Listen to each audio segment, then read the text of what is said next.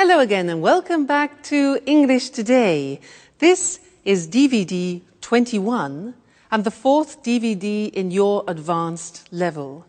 And in this DVD, we'll start again with another 2 episodes of our story, That's Life. And then after that, in our special TV programs, our music expert will be talking about the Royal Opera House in London. And then our travel expert will be looking into volunteer holidays. Then, in the grammar section, we will look at ways of expressing your likes and dislikes. And we'll also study different ways of expressing feelings of regret. All right? So enjoy your viewing.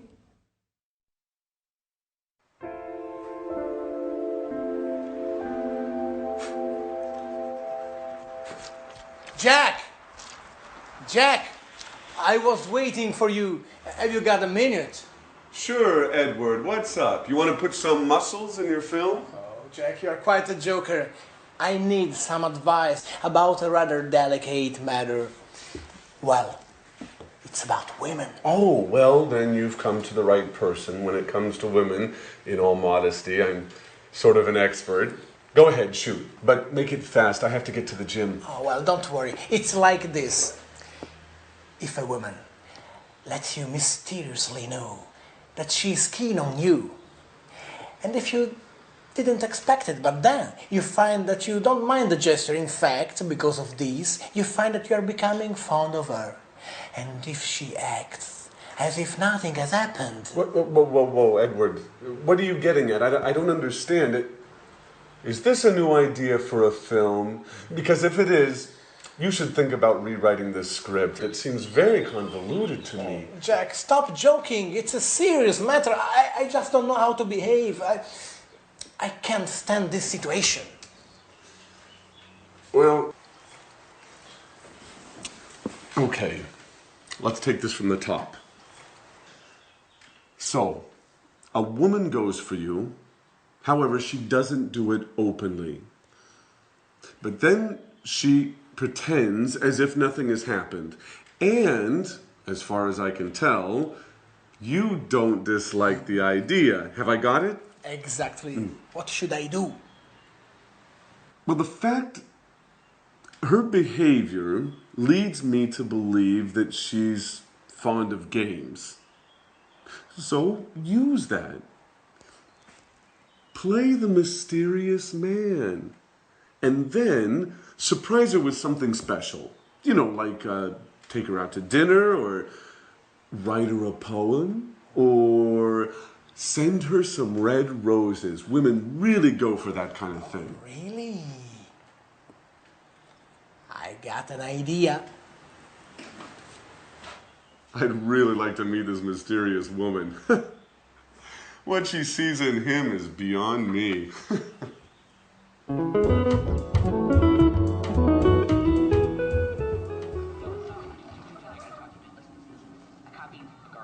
Edward?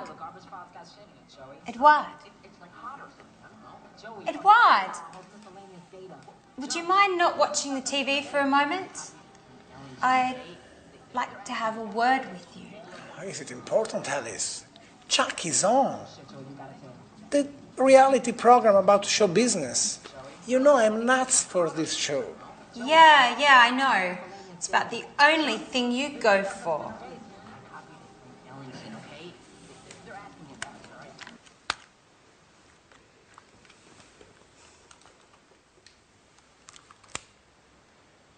What's up, Alice? What's bothering you? Edward, I'm sorry. I didn't mean to be rude. It's just that... has something... What? I mean... anything particular happened recently? Oh, well, if I have to tell you the truth, yes. Great! So, what? So what are you getting at? Well, what did you think about it? Were you pleased by it? Oh, yes, very much, but why we are talking about such embarrassing things? think you should talk about it, Edward. Once and for all. You think you know me. I'm not good with words. Well then, get into action. I think you've already waited long enough. Well, maybe you're right. I'm a klutz, aren't I, Alice? Well, yes, but you can fix it. I'll surprise you. By the way, Alice, have you decided what are you going to wear for our date yet? Oh, our date? Are you serious, Edward? Sure, our date with Mr. Martin, the television producer. That date? Have you forgotten? No, don't worry. I haven't forgotten about it.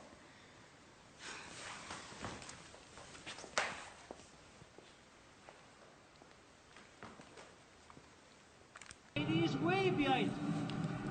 No one jumps for the ball, no one calls for the ball. Carney's slightly out of position, just snaps the ball and scores.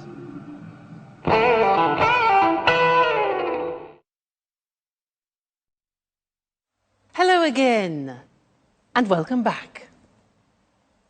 Jack and Edward in that episode were talking about what they like doing and what they dislike doing.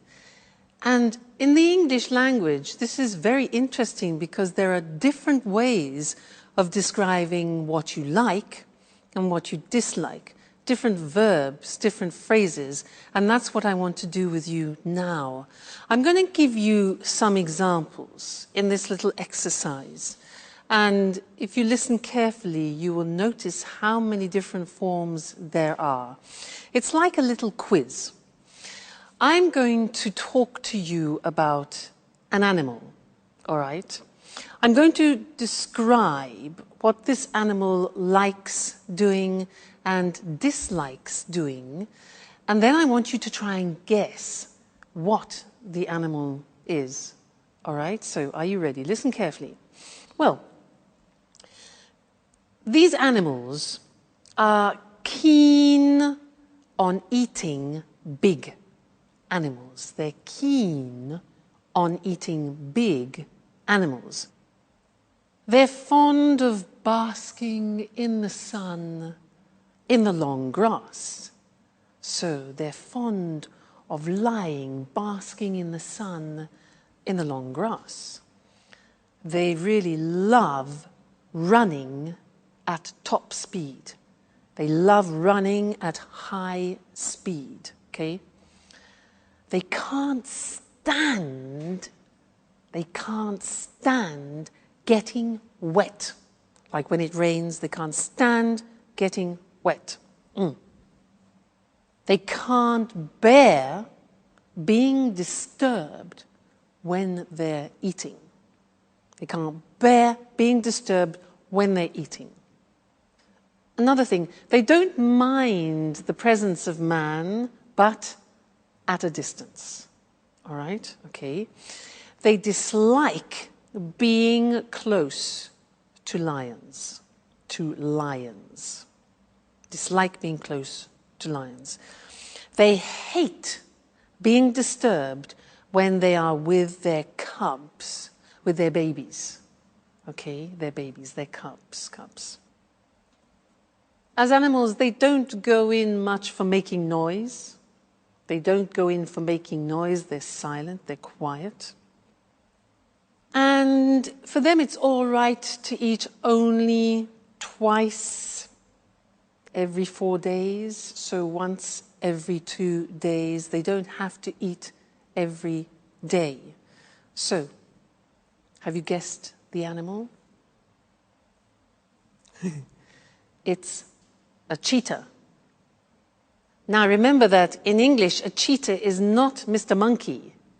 A cheetah in English is the fastest animal in the world. It's the cat, the wild cat with dots. That's the cheetah, and that's what I was describing, all right? Now let's look more closely at the language that I used. So, if we are talking about likes, these are the possibilities. You can use the verb to be keen on. Now notice that these verbs are followed by the gerund form because we have a preposition. So, I'm keen on skiing. Keen on plus gerund means I'm enthusiastic about it. I'm fond of learning English. Same meaning, okay? It means I like it very much. Keen on, fond of, plus gerund. You can have the negative too. I'm not so fond of going to the cinema alone, for example. Now, what about negative? I can't stand is the same as I hate. Very, very common use, this. I can't stand getting up early in the morning. Gerund. I can't stand getting up early in the morning. We also say, I can't bear. Look at the pronunciation. I can't bear. All right? Getting up early in the morning. I can't bear drinking beer, for example. You can say, I really love doing something. I really love playing tennis. Now, you can say, I don't mind doing something. Now, I don't mind means I don't particularly like it. I don't particularly dislike it. So it's okay, it's nothing special for me. So I don't mind playing tennis, but it's not my favorite sport. All right? We also have the verb dislike. I dislike playing tennis. All right? So see how many they are. It's really interesting. Another one which is much less known, but we use it quite a lot, is to go in for. Listen to this. I don't go in for watching documentaries. I don't go in for playing tennis. Again, which means I'm not interested in it. All right? Another thing is, well, it's all right. Again, this is non-committal. It's all right playing tennis, but it's not my favorite sport. All right? And then something similar to all right is it's okay. Well, it's okay eating rice, but I'm not really very enthusiastic about it. So you see how many different examples we have to describe like and dislike in English. And again, these are things that we use every day, so you need to practice them often. So it's okay learning English, and you are excellent at doing it. And I like seeing your progress. Okay, great. Well, that's this lesson, and we'll see you again in the next one. All right, bye for now.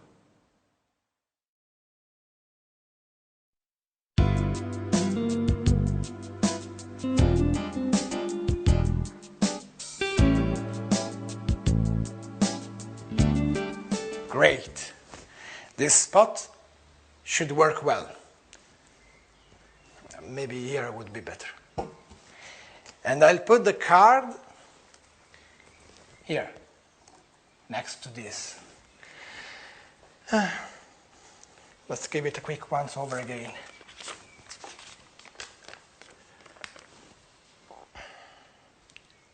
And I should have done this long ago. Now I can't wait any longer. Listen to my poetry, written especially for you. You are perfume, the color of all flowers, the breath and scent of the sea, the warming strength of the sun. You, the shining star that lights my life. Who knows if she'll like it? What about these roses? Will she like them? What if she makes fun of me? Perhaps I shouldn't have listened to Jack, but of course. It makes no sense to go on as if nothing has happened. Somebody has to take the first step. I'll await you tomorrow night here in the living room. When everyone is asleep, we'll be able to be alone. Finally, alone. Okay, that is done. There's nothing more to do now but wait. Anne will be home soon. Thank God Alice won't be here at least for 2 hours. And Jack is at the gym. Yes, I calculate everything perfectly. Now it's time for me to leave as well. I don't want Anne to see me here. Here she is. It's time to go. Excellent. Great, Edward. The moment of truth approaches. They'll never call me an amateur again. Right, fine. Bye-bye. Oh, is the door open? Bloody cat's coming. Oh, what are these? For me? Oh, they're beautiful. I wonder who sent them. Oh, what poetry. Who could have written it?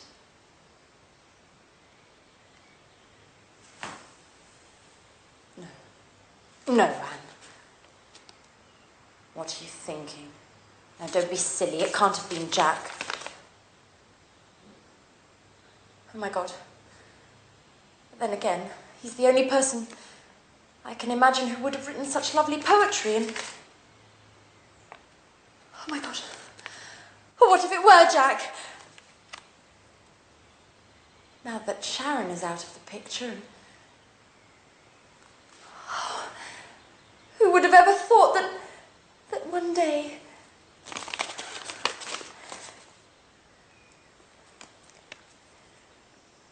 Oh, Jack.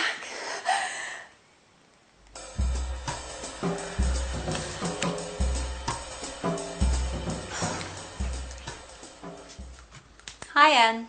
Hi, Alice. My, aren't we feeling chirpy today? Yes, we are feeling chirpy. I've just received a mysterious and completely unexpected surprise. So, what is it? What's all the suspense for? Oh, I'm sorry, Alice. I'd like to keep it a secret for the time being. There's something I have to check up on first. But don't worry, I'll tell you soon enough. Now, why don't you tell me, how's it going with Edouard? By the look on your face, I would guess things aren't going very well. You said it. A complete and utter disaster. I should never have written that card. Why? What's the matter? That's the problem. Nothing has happened. Edouard acts as if he'd never read that card. And yet I know he read it. I'm absolutely certain of it. Why are you so sure? Well, he told me in no uncertain terms. I fished around, vaguely, and he admitted that something strange had happened, and he also said that he was very pleased. And then nothing. No words, no actions. At this point, I think he was referring to something else entirely. Or else, I just have to accept the fact that he isn't interested in me. Oh, don't get depressed, Alice.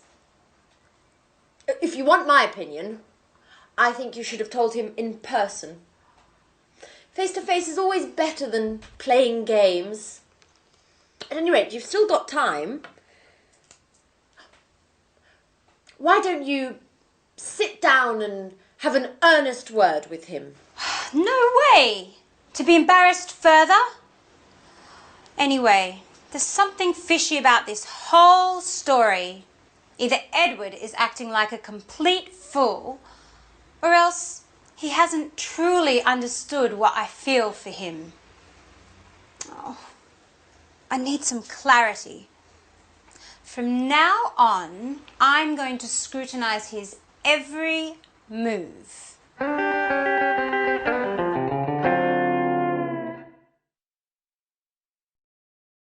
Hi again and welcome back for some more English language. Did you hear Alice talking about her regrets? Do you know that regrets? When you do something you wish you hadn't done, that's a regret.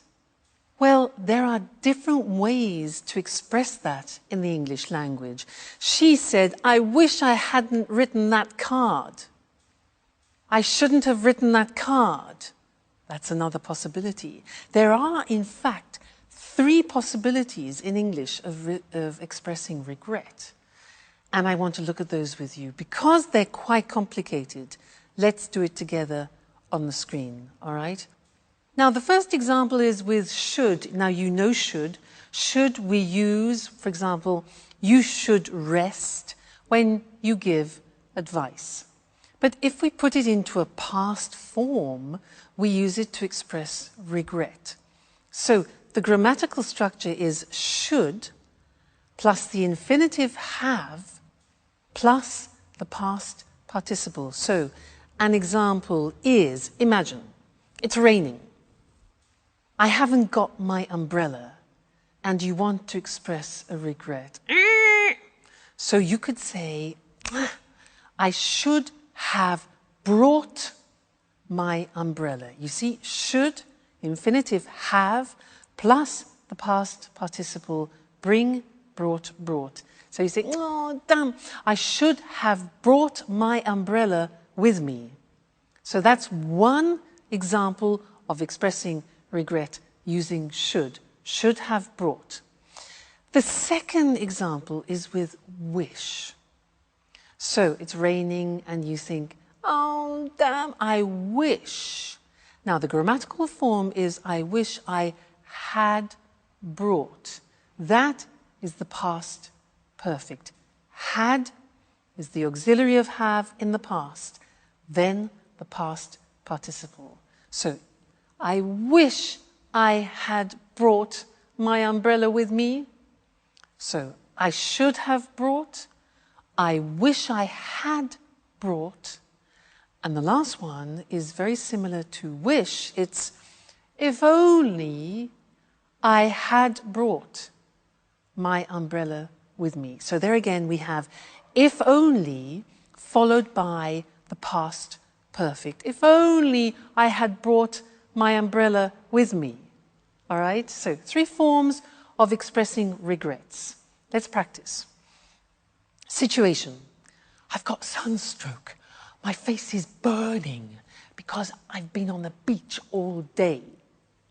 Regrets could be, I shouldn't have stayed in the sun so long. Shouldn't have stayed. I wish I hadn't stayed in the sun so long. If only I hadn't stayed. Get the idea? Yeah? Good. Next situation. My car has broken down again. It's stopped. My car's broken down again. Regret. I should have taken it to the mechanics. I should have taken it to the mechanic earlier for a checkup. Or I wish I had taken it. You see, you can use one of the 3 forms, exactly the same meaning. All right? Great. Next one, I'm completely lost. Situation, I am completely lost. Regret. I wish I had brought a map with me. I wish I had brought a map with me. Okay, getting the idea? Next one, I've got a terrible headache. Oh, terrible headache. If only I hadn't drunk so much red wine last night. If only I hadn't. I shouldn't have drunk 3 bottles of red wine last night. Now I regret it. Another one.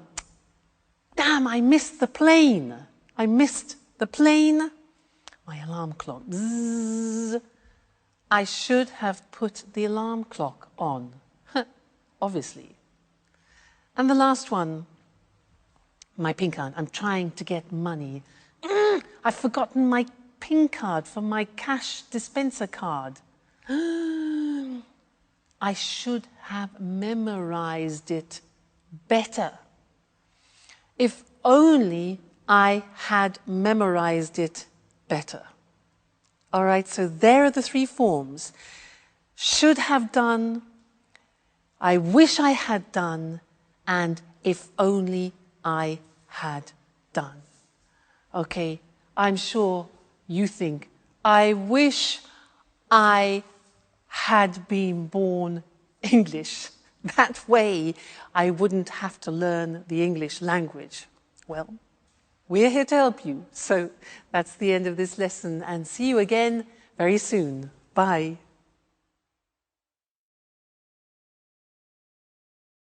Hello and welcome to this week's edition of Music World. And of course, welcome to our music expert, Tony Moore. Hello, Lucy. And good morning to all our music fans. A great cultural icon with a very difficult recent history. A popular TV programme broadcasting these problems to a whole nation. And today, great performances to packed houses. I'm talking about the Royal Opera House at Covent Garden in London. The theatre dates back to 1732, but recently it's become more famous than ever. What exactly has been happening at the Royal Opera, Tony? Well, everything started with the restoration work that was begun in 1995. This work is now being completed, and we have the modern performance space that it is today. I can't see any trouble there. Sure, but the restoration work was partly funded by the National Lottery. What do you mean, partly funded? How much money came from the lottery?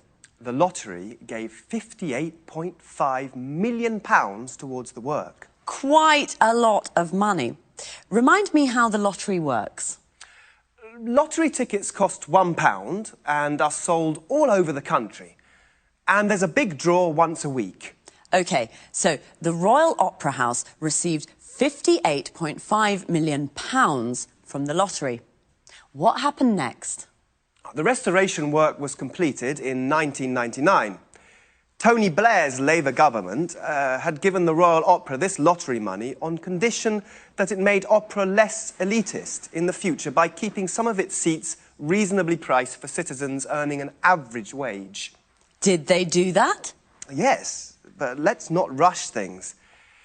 In 2001, the Royal Opera became even more famous when the BBC filmed a fly-on-the-wall documentary about the day-to-day running of the place.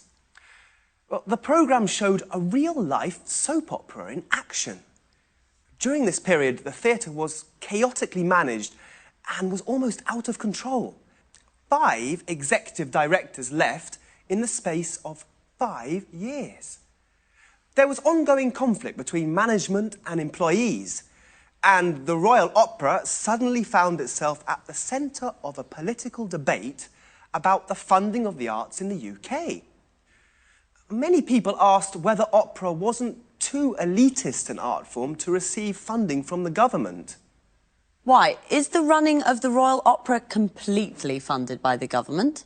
No, but it does rely in part on the government. 31% of its funds come from government subsidies. Today, corporate sponsorship is becoming more important. In 2006, this amounted to nearly £16 million.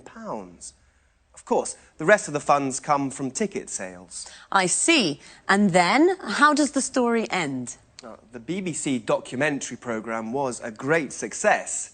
It had a huge audience. The TV project wasn't so successful for the Royal Opera management, as it entered a period of financial crisis. And there was an enormous amount of criticism because of the high costs of the renovation work and because of the BBC TV documentary, which showed that the place was managed very, very badly. And today? Well, after so many years of difficult times, the Royal Opera is newsworthy simply because it isn't. For the last 5 years, the Royal Opera has been putting on successful operas and ballets. It's been doing a fine job.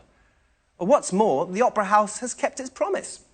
Now, it's attracting new audiences to listen to opera, and some of the seats are reasonably priced.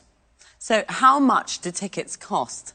The top price for a performance is usually £180, but half of the seats cost £50 or less.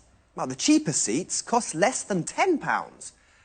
Of course, they're not very close to the stage, but they are the cheapest grand opera seats in Europe. On an average evening, 48% of the audience is watching its first opera. So, a wider range of people are watching opera now in London. Oh, that's right. After a very difficult period, the Royal Opera is now running smoothly. Another soap opera with a happy ending. So, thanks, Tony, and Thanks. goodbye. Goodbye. And goodbye to all our music fans. So, the Royal Opera House, a cultural icon with a difficult history. A cultural icon is a famous symbol for one of the arts, music, writing or painting. But today it puts on performances to packed houses. Remember, the phrasal verb to put on means to organise and perform. A packed house is a theatre with every seat sold out. We say a place is packed when it's full of people. The restoration work that started in 1995 was partly funded by the National Lottery. To be funded by means to be financed by, to receive money from someone or something, in this case, the lottery. It was partly funded, means that it received part of the money it needed. This money was given on condition that opera was made less elitist. Elitist means that it is only available to a small group of people, usually socially or intellectually superior. The expression on condition that means only if. The BBC filmed a fly-on-the-wall documentary about the day-to-day running of the place. A fly-on-the-wall documentary is a programme that shows everything that happens in real-life situations. Day-to-day means daily, of every day. So the day-to-day running of the place means the normal, everyday administration of the place. This real-life soap opera showed the theatre was almost out of control. A soap opera is a TV programme with many episodes that looks at the day-to-day lives of a group of people. Out of control means there is no control, like chaotic or disorganised. It showed the ongoing conflict between managers and employees. A conflict is a disagreement. It was ongoing, means that it continued for a long period of time. That's all we have time for today. See you again soon. Hello and welcome to this week's edition of the Travel Programme. In the studio with me once again is Christine Oteng, our travel expert. Good morning, everyone. Well, what does the word holiday conjure up in your mind? White sand beaches, beautiful blue sea and fantastic seafood? Or maybe cool mountain air and invigorating walks through alpine forests? How about this? Think helping to build a dam outside a village in Uganda. Think helping out in a rural hospital in India. Think showing visitors round a castle in England. That's right, today's travel topic is volunteer holidays, a way to travel and do good at the same time. Am I right, Christine? Right. A volunteer holiday can be a true life-changing experience. Travel, visit new places and help local people at the same time. It's a great way to really make contact with local people, their culture and the kinds of problems they face, and you can help in a small way to solve some of those problems. Certainly a holiday with a difference. What sorts of places have volunteer holidays? There are two kinds of volunteer holidays, really. A lot of these holidays take place in developing countries, in Africa, India, and sometimes in South America. Other holidays can be found in Europe and North America. So there are lots of destinations to choose from. And what sorts of things can you do? There's an enormous range of activities to choose from. In the developing world, a lot of the work is based around helping on infrastructure projects, so you may help to dig a new well or build a new footbridge or perhaps a children's playground. Or you may decide to help out in a local hospital or in an orphanage. All sorts of useful projects to improve the daily lives of local people in small ways. And what about the work in developed countries? Well, here the work is slightly different. It's usually for charitable organisations, like, for example, the National Trust, an English charity that looks after many castles and old houses.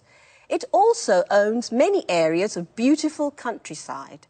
Anyway, it's possible to do lots of interesting things for the National Trust.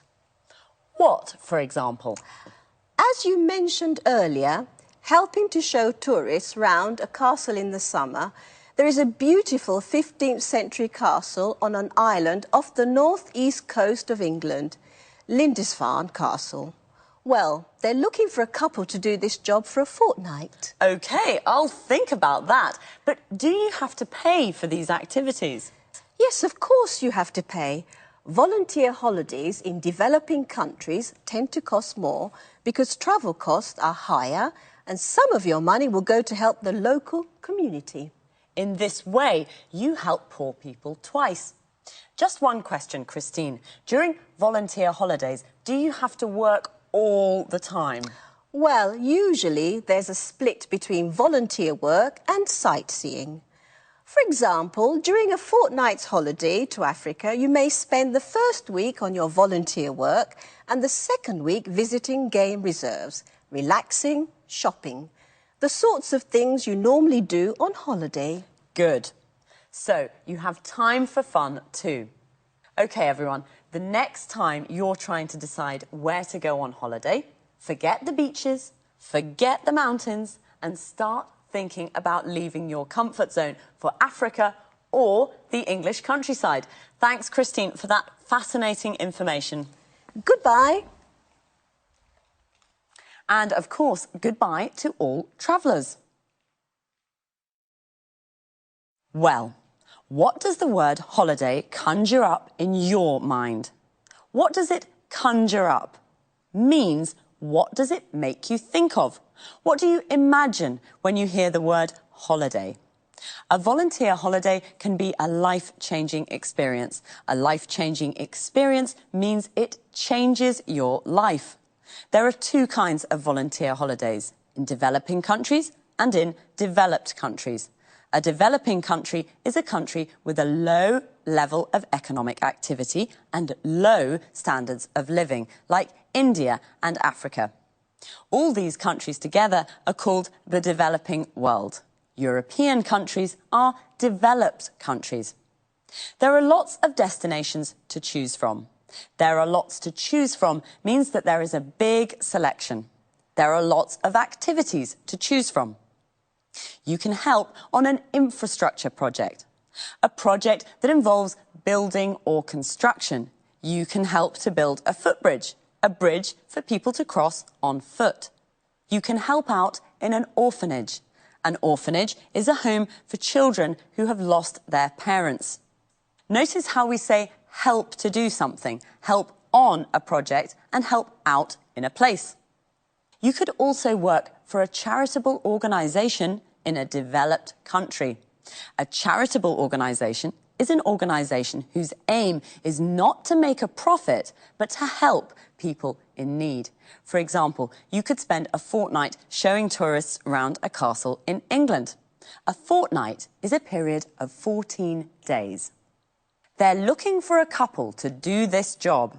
A couple is two people, usually a man and a woman who are married or in a relationship together. OK, well, that's all for this week, so take care and study hard.